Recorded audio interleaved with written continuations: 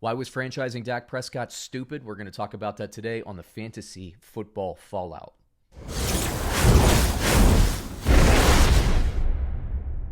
Okay, so I did a video. I do another series called "I Heard That." This series is all about basically Colin Cowherd. It's a wrap-up show. Do I like his takes? Do I not? But I talked about Dak Prescott and why I would not want to franchise Dak Prescott. Let me start with this, and let me just explain this succinctly because that whole video was kind of dug in deep. But basically, the Cowboys come into this offseason with now roughly $79 million of cap space. The exclusive rights franchise tag for Dak Prescott is estimated to be between $30 and $33 million of that cap space. So boom, right off the bat, the Cowboys cap space drops to basically $46 to $49 million, okay? What can you offer Dak Prescott? Okay, so he has a check. Basically, he has a check between $30 and $33 million in his pocket right now. What can you offer him to give up that check back to you, right? So let me explain this another way. Let's say you had a check for $33 million, and you're looking at this check, and you can cash that check today. And then you think to yourself, wow, this time next year, I'm going to get another check, not for $33 million. Remember, when you franchise for a second year, the franchise tag, the minimum goes up 20%. It's either an average of the top 5 quarterbacks or it's an increase of 20%, whichever is greater for the player.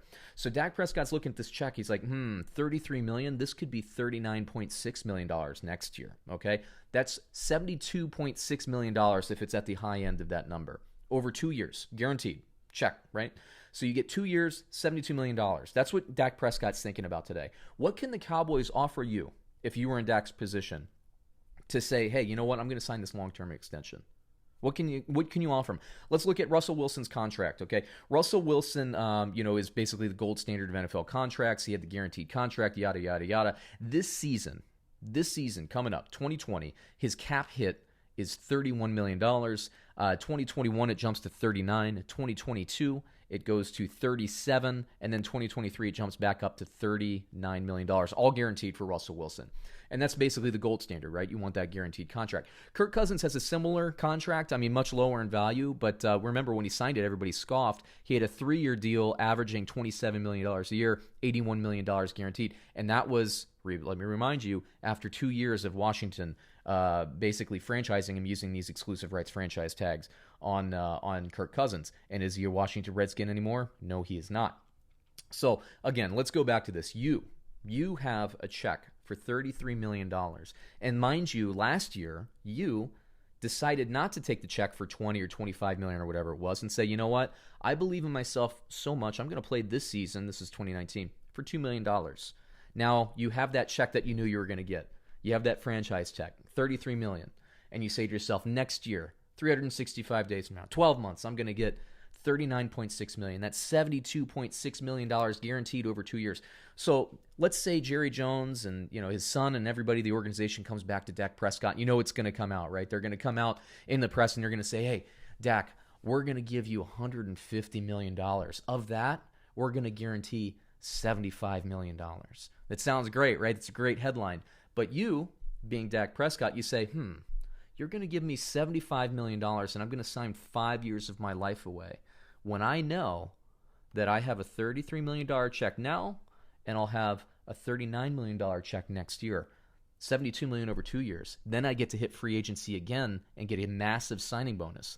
That's going to be a lot more than your 75 guaranteed, right? So what do? My thinking is Dallas has to offer him a minimum of $100 million guaranteed at this point because they kind of started dragging their feet. Now, when I was talking about this last year, and I did this on, I heard that, I talked about this a little bit, my philosophy was similar. I think this is kind of the easy thing. The jury is still out on Dak. His record against, playoff teams isn't that great. What do you really have in Dak? Is he worth the money? But here's the deal with quarterbacks specifically. Again, we're not talking about offensive tackle. We're not talking about pass rushing linebacker. We're not talking about any of this, edge rushers, cornerbacks. You're not talking about any other dominant player at this position. This is quarterback, unlike any other position in sports. When you franchise the quarterback, the rate of ascension is unlike any other position. I mean, it's just phenomenal. Like I said, next year at a minimum, if he has 33 this year, it jumps up to 39 next year. He's going to be a $40 million quarterback next year if he does what Dallas wants him to do, right? Because Dallas wants to franchise him, and they want him to prove it for another year. Well, if he does that, then where are you at? You're not going to be able to, you're not going to be able to get him anymore for $33 million. His number jumps. We saw this in Washington with Kirk Cousins. We know what's going to happen. So Dak is now thinking, once again, in Dak's mind, I believe he's a guy that's like, hey, I played $2 million. I bet on myself last year. I played for $2 million. I'll sign that franchise tag, and I'm not going to sign an extension for any less than X amount of dollars. I don't know what that number is, but again, if it was me and I had that $33 million check, I knew that if I could perform about as well next year, I could probably get Dallas to put a franchise tag on me a second year. So that's another $33 million, $39 million, whatever it is, right? So you have 2 checks for 72. What does that get me to move off of that? What do I trade my flexibility in year 3 when I could test free agency at that point? What do I trade that for? For me, I start thinking about it at $100 million. I probably hold out for about 115 to 120 guaranteed. Because, look, you're going to be able to test free agency in 2 or 3 years. Maybe even next year if Dallas doesn't do it. Now, Dallas, I think what they should have done is use the transition tag. Now, the exclusive rights tag, that's the most expensive, and that's what Dak got. The exclusive rights tag basically means no other team can negotiate with him. He's either not playing football next year or he'll be a Dallas Cowboy, and obviously he's going to sign that contract. He played for $2 million last year. He's going to play this year. He's not going to hold out. Yeah, he's going to play, right? He's going to play next year. Now, Dallas, what do you do? What do you do? I mean, he's just not going to sign. It's bad news. Dallas, let me talk about you organizationally now. The best thing Dallas can do, the least risky thing that Dallas can do, is sign him to whatever he wants now. Don't fully guarantee it. Try to keep some flexibility on the back end, but you're losing that flexibility. Again, once you use that exclusive rights tag, the leverage goes with Dak Prescott. That's why I was saying transitional tag. Let me talk about that for a little bit. If the Dallas Cowboys used the transitional tag, they would not have been able to get any compensation for Dak Prescott. But what they would have been able to do is let him test the market, find a contract that he likes in free agency, and then Dallas would have had the right of first refusal. With $79 million in the bank for cap space, they would have been able to basically insulate themselves against teams kind of jerking around with different cap numbers over different years. They would have been able to do it. That was probably the least expensive way. Again, it did come with some risk, but probably the least expensive way for them to go about this. Now they're on a path where they have to guarantee him or roll the dice in 1 or 2 years at this point. And when you talk about franchise with quarterback specifically, aren't you really betting against the quarterback? Dak Prescott, wasn't last year his prove-it deal? He didn't prove enough to them last year, so now they have to make him wait again. I'm sure a lot of this is McCarthy, the changing system. Is it going to work? Is it not going to work? Again, what are you going to do? What's the recourse, right? Let's say you don't think Dak is worth that much money, and I actually don't either, okay? I don't think that he's worth that money.